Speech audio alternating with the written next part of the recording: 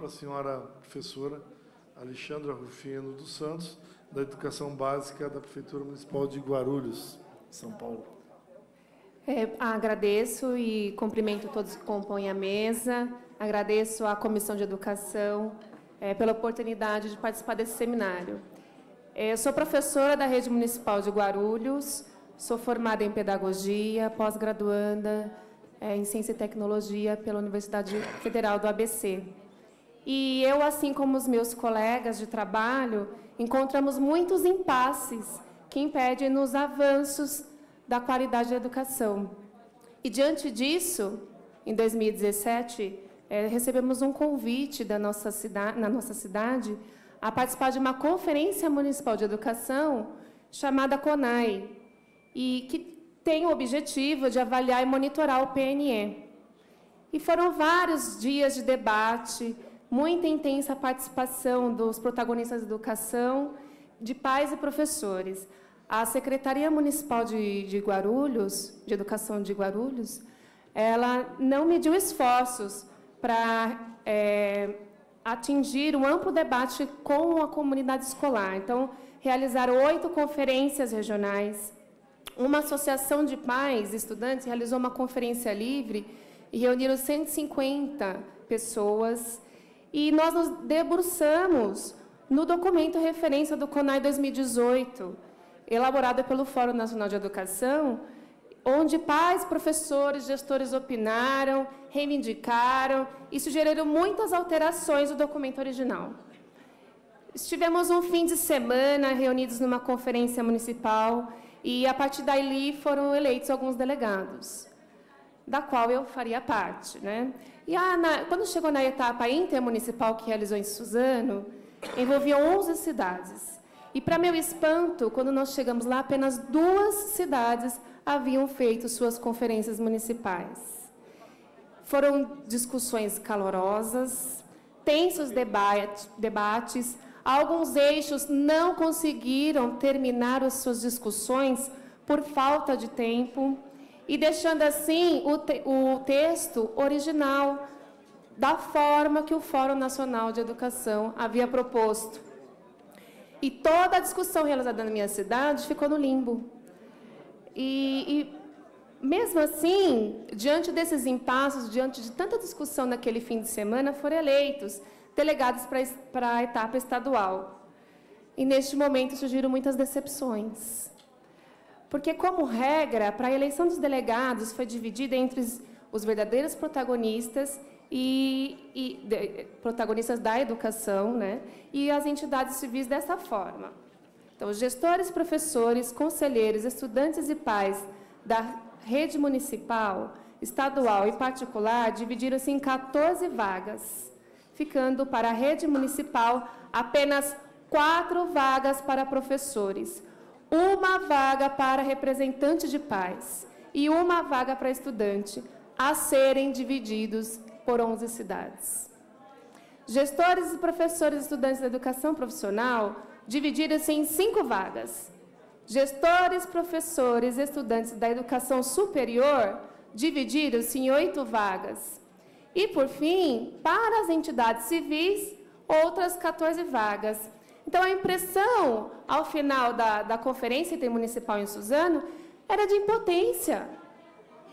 Parecia que tantas discussões que permanecia era espaço só para as entidades civis. Onde ficou a oportunidade para os pais e os professores, os verdadeiros protagonistas? Então, impotência, em primeiro lugar, porque o documento referência da etapa intermunicipal, quando nós chegamos lá, ele estava alterado. Não era o mesmo documento que quando nós havíamos discutido no município de Guarulhos. Segundo, porque as conferências, as CONAEs, elas apenas parecem democráticas. Se olharmos no site do Ministério da Educação, está escrito que a CONAE é um espaço democrático aberto pelo poder público para que todos possam participar do desenvolvimento da educação nacional, tendo oportunidade de conferir rumos da educação brasileira nas mãos dos estudantes, pais, professores da educação, gestores, agentes públicos e sociedade civil organizada. Percebam que os 3 primeiros participantes, que são citados no site do Ministério da Educação, referente à CONAI, foram os que tiveram menos vaga para delegado. Então, em terceiro lugar, também a decepção, porque o tempo não é suficiente para analisar um documento de 300 páginas em apenas 2 dias, documento que define todo o rumo da educação, não é um tempo hábil. E, dali em diante, né, o Fórum Nacional apresentará ao Conselho Nacional de Educação, após as etapas estaduais e nacional, um documento final alegando que esse seja o pensamento da sociedade, sendo que, se a gente atentar ao que eu estou relatando aqui, não é. Né? Não, sabe por que não é? Porque nós estamos entregando a educação na mão de 34 entidades, que estabelecem políticas de educação e que ninguém verdadeiramente sabe quem são, como são eleitas. Parecem cadeiras cativas. Algumas entidades nem especialistas em educação são. E os verdadeiros protagonistas estão sendo colocados à margem. A Amabile Pácios, que é a presidente da Câmara Técnica de Ensino da Federação Nacional das Escolas Particulares, a FENEP, durante uma audiência pública realizada no dia 24 de novembro de 2006, aqui nessa casa, ela relatou que a CONAI, em suas palavras, é uma piada, porque ela relata que a FENEP nunca foi atendida nas discussões municipais, nem nas estaduais e nem na nacional, e que toda vez que a iniciativa privada tenta se pronunciar, são vaiados. E, portanto, eu não sou a primeira aqui nesta casa que vem falar de realmente como acontecem as CONAIs. E aí eu me pergunto, de onde surgiu o Fórum Nacional de Educação, né? O Fórum Nacional de Educação ele surgiu em 1986, através do Fórum Nacional em Defesa da Escola Pública. E, quando surgiu, ela tinha o objetivo de realizar lobbies durante a Constituinte de 88, referente aos assuntos da educação. No início, o FNDP era composto de 15 entidades, dentre elas a CUT, a Confederação Geral do Trabalho e a OAB. Em 1986, também, o Fórum Nacional de Defesa da Escola Pública realizou um congresso em Goiânia, seguindo o exemplo dos pioneiros da Escola Nova, e redigiram um manifesto chamado a Carta de Goiânia. E, ao término da Constituinte, o Fórum já havia aumentado de 15 para 26 entidades.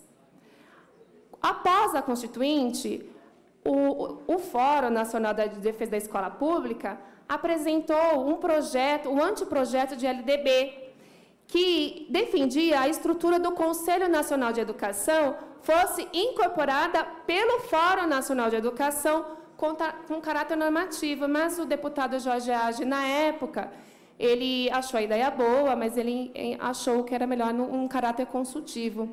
E, quando foi na LDB de 1996, então, o relator Darcy Ribeiro, ele rejeitou a proposta desse fórum, porque ele alegou que era um projeto detalhista e corporativista.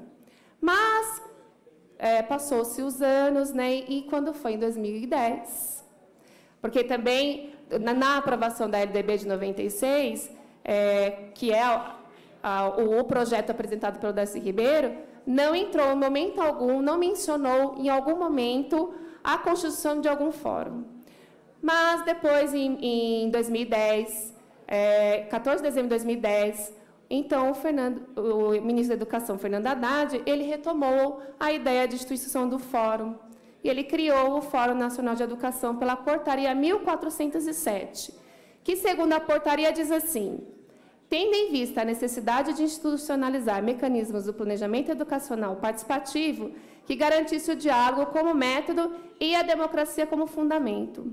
Ou seja, o Fórum Nacional de Educação seria um espaço de interlocução entre a sociedade civil e o Estado brasileiro. Mas o que sabemos é que aqueles que compõem o Fórum Nacional de Educação hoje, na sua maioria, são entidades corporativistas, como alegou Darcy Ribeiro, em 1996. São entidades apenas interessadas em defender determinados setores.